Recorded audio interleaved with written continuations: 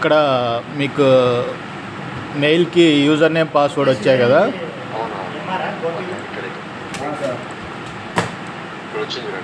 User name password వచ్చింది కదా. ఇక్కడ మనము esic.gov.in అని కొట్టి ఎంటర్ కొడితే ఇక్కడ ఇట్లా లాగిన్ వస్తుంది. మన ఈఎస్ఐ సైట్ వస్తుంది. ఈ సైట్లో ఎంప్లాయర్ లాగిన్ అని ఉంది కదా, అది క్లిక్ చేయాలి. ఓకే కొట్టాలి. తర్వాత ఇక్కడ మనకు యూజర్ నేమ్ పాస్వర్డ్ మెయిల్కి వచ్చింది ఉంది కదా, కాపీ పేస్ట్. ఇక్కడ పాస్వర్డ్ వచ్చింటుంది, కాపీ పేస్ట్ అని కొట్టి ఈ కింద ఉన్న క్యాప్చా కొట్టాలి. DE0P11 కొట్టి లాగిన్ కావాలి. ఇది మనం ఫస్ట్ టైం కాబట్టి మన పాత పాస్వర్డ్ కొట్టి కొత్త పాస్వర్డ్ పెట్టుకోవచ్చు అన్నమాట. మీ దాని పేరు ఏం పెట్టుకుంటావు పాస్వర్డ్ కొట్టండి.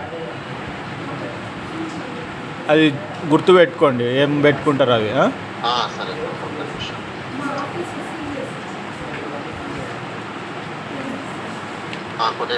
సబ్మిట్ కొట్టండి.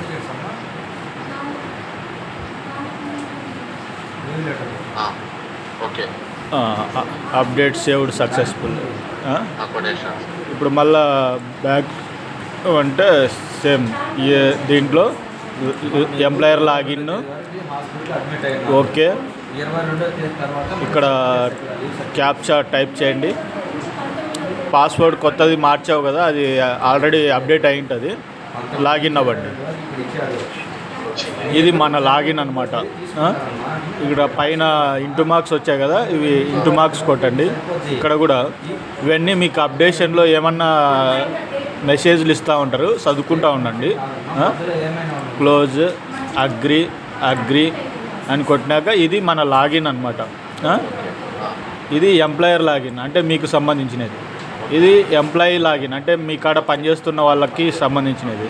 ఇది మంత్లీ వాళ్ళకి ఎలా కట్టాలా అనేసి, కాంట్రిబ్యూషన్ ఎలా కట్టాలా, మంత్లీ కాంట్రిబ్యూషన్ అనేది ఇక్కడ ఉంటుంది. దీంట్లో వచ్చేసి ప్రతి ఎంప్లాయీకి ఒక రిజిస్ట్రేషన్ చేసుకోవాలా. ఒక కార్డు వస్తుంది, ఈఎస్ఐ కార్డు. ఎలా ఇవ్వాలి అనేసి రిజిస్ట్రేషన్ న్యూ ఎంప్లాయీ అనే దాన్ని క్లిక్ చేసి చేయాలన్నమాట. ఇది ఎలా చేయాలనేసి ఇక్కడ ఎంప్లాయర్ హెల్ప్ ఫైల్ అని ఉంది కదా, ఈ హెల్ప్ ఫైల్ క్లిక్ చేశారంటే మీకు కింది నుంచి నాలుగోది చూడండి, user manual for new IP registration for with photo. అది క్లిక్ చేశారంటే పీడిఎఫ్ వస్తుంది. ఎలా చేయాలని స్టెప్ బై స్టెప్ ఉంటుంది అనమాట. ఈ ఎంప్లాయర్ లాగిన్ ఎలా కావాలి, యూజర్ నేమ్ పాస్వర్డ్ ఎలా చేయాలి, దీంట్లో ఈ click register new IP click చేయడం ఎలా, ఈఎస్ఐ నెంబర్ ఉందా లేదా, లేదంటే నో అని కొట్టాలి, కంటిన్యూ కొట్టాలి. స్టెప్ బై స్టెప్ ఉంటుంది. సెల్ నెంబర్ కొట్టి ఓటీపీ వస్తుంది, దాని ద్వారా ఎంటర్ కావాలి దాంట్లోకి. తర్వాత ఆధార్ నెంబర్ కొట్టాలి. ఇక్కడ ఓటీపీ వచ్చినాక ఓటీపీ కొట్టేసినాక రిజిస్ట్రేషన్ ఫామ్ ఓపెన్ అవుతుంది. దాంట్లో ఆధార్ను బట్టి ఆటోమేటిక్గా పేరు అవి వస్తాయి. ఇక్కడ డేట్ ఆఫ్ బర్త్, మ్యారీడా అవి కొట్టాలి. అతని ఆధార్ కార్డు బ్రౌజ్ చేసి పెట్టేయండి. ఇక్కడ ఇంత ఎంబీలో చేయండి అనేసి ఉంటుంది. అతని అడ్రస్ ఆటోమేటిక్గా ఆధార్ని బట్టి వచ్చేస్తుంది. ఒకవేళ ప్రజెంట్ అడ్రస్ ఏమన్నా మార్పు ఉంటే ఇక్కడ టైప్ చేయాలి, లేదంటే టిక్ మార్క్ కొడితే అదే వచ్చేస్తుంది. ఓకే, అది అట్నే మనకు డిస్పెన్సరీ అనేసి ఉంటుంది, అంటే మనము ఎక్కడ చూపించుకోవాలి అనేసి ఉంటుంది. దాంట్లో మనము ఫ్యామిలీకి ఒకటి, ఐపీకి ఒకటి పెట్టుకోవచ్చు. రెండు ఇక్కడ ఆంధ్రప్రదేశ్, ఇక్కడ వచ్చేసి డీసీబీఓ తిరుపతి అని పెట్టండి. అంటే తిరుపతి సెలెక్ట్ చేసి డీసీబీఓ తిరుపతి అని వస్తుంది, అది పెట్టేసుకోండి. రెండు దాంట్లోకి అది పెట్టేసుకున్నాక కింద డేట్ ఆఫ్ అపాయింట్మెంట్ అని వస్తుంది. ఇక్కడ స్టెప్ బై స్టెప్ వస్తుంది, చూడండి. ఇక్కడ డేట్ ఆఫ్ అపాయింట్మెంట్ ఇక్కడ మెన్షన్ చేస్తున్నాడు, బాణం గుర్తేసి మెన్షన్ చేస్తున్నాడు. దాంట్లో డేట్ ఆఫ్ అపాయింట్మెంట్ వచ్చేసి మీరు 10 రోజులు బిఫోరే వేయాలి. అంటే ఈరోజు 19 అనుకోండి,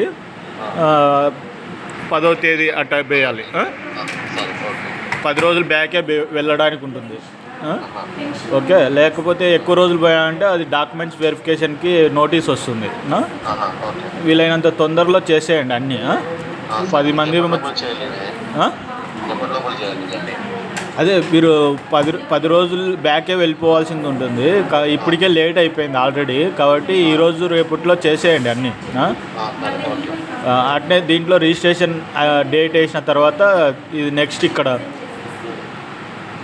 నామినీ డీటెయిల్స్ క్లిక్ చేస్తే నామినీ డీటెయిల్స్ కొట్టాలి.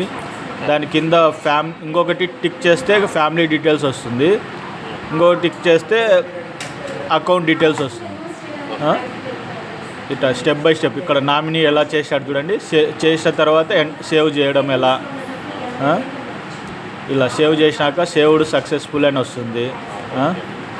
ఇక్కడ ఫ్యామిలీని ఎలా ఎక్కియాలా టిక్ చేస్తేనే ఇట్లా వస్తుంది కాలము. ఇక్కడ పేరు ఇప్పుడు నువ్వు పనిచేస్తున్నావు అనుకోండి, నీ భార్య పేరు, డేట్ ఆఫ్ బర్త్, స్పౌస్ అంటే భార్య లేక భర్త అనేసి వస్తుంది. ఎస్ అని కొట్టేసి అతని ఆధార్ కార్డ్ బ్రౌజ్ చేసి పెట్టడం, యాడ్ చేయడం. రెండు పేరు ఎక్కిచ్చేసి అందరి పేర్లు ఎక్కిచ్చేసి యాడ్ చేసిన తర్వాతనే సబ్మిట్ కొట్టాలి. ఓకేనా? ఇప్పుడు నువ్వు పని చేస్తూ ఉంటే నీకు నీ భార్య, పిల్లలు, అమ్మ, నాన్న వస్తారు. అదే అమ్మాయి పని చేస్తుంటే అమ్మాయి వాళ్ళ నాయన, అమ్మ, నాయన, భర్త, పిల్లలు వస్తారు. ఓకేనా? అవన్నీ ఎంటర్ చేసిన తర్వాత ఇట్లా సేవ్డ్ సక్సెస్ఫుల్ అని వస్తుంది. ఓకే, సబ్మిట్ కొడితే హలో అవి అయిపోయినాక ఇక్కడ బ్యాంక్ అకౌంట్ ఎలా క్లిక్ చేయాలనేసి ఉంది చూడండి. అది క్లిక్ చేసినాక బ్యాంక్ అకౌంట్ ఐఎఫ్ఎస్సి కోడ్ కొడితే సెర్చ్ కొడితే బ్యాంక్ డీటెయిల్స్ వస్తాయి. బ్యాంక్ అకౌంట్ నెంబర్ ఇక్కడ ఎంటర్ చేసి బ్యాంక్ జిరాక్స్ బ్రౌజ్ చేసి పెట్టి సబ్మిట్ కొట్టాలి. సబ్మిట్ కొట్టాక క్లోజ్ కొట్టాలి. డేటా సేవ్డ్ సక్సెస్ఫుల్ అని వస్తుంది. తర్వాత ఇక్కడ ఇంగ్లీష్లో మీకు ప్రింట్ ఏ లాంగ్వేజ్లో కావాలో సెలెక్ట్ చేసుకొని ఇక్కడ టిక్ మార్క్ కొట్టేశారంటే, సబ్మిట్ కొట్టారంటే ఇక్కడ కార్డ్ వచ్చేస్తుంది. లాస్ట్లో కార్డ్ ఇట్లా ESI number, date of registration అది కార్డు వస్తుంది. ఆ కార్డు తీసి అతనికి ఇచ్చేయడమే, ప్రింట్ చేసి ఇచ్చేయడమే. అదే కార్డ్ అనమాట. అది అందరికీ వాళ్ళ డీటెయిల్స్ ఆధార్ కార్డ్స్ తీసుకొని కార్డు ఇచ్చేసేయండి. అది దీన్ని క్లిక్ చేస్తే ఎలా చేయాలనేసి వస్తుంది కదా. ఇక్కడ ఓకే కొట్టేసి ఏదో సెల్ నెంబర్ చూపించమంటే చూపిస్తాను. ఒక సెల్ నెంబర్ చెప్పండి. ఓకే ఓకే, అది ఉంది.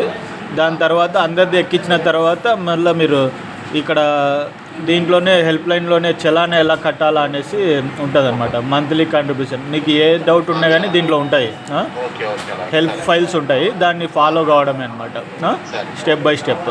ఓకే, ఏమైనా డౌట్ ఉంటే మళ్ళీ ఫోన్ చేయండి. సరే అయితే గుర్తుంది కదా. ఇంకా ఇది ఎంప్లాయీ మంత్లీ కాంట్రిబ్యూషన్.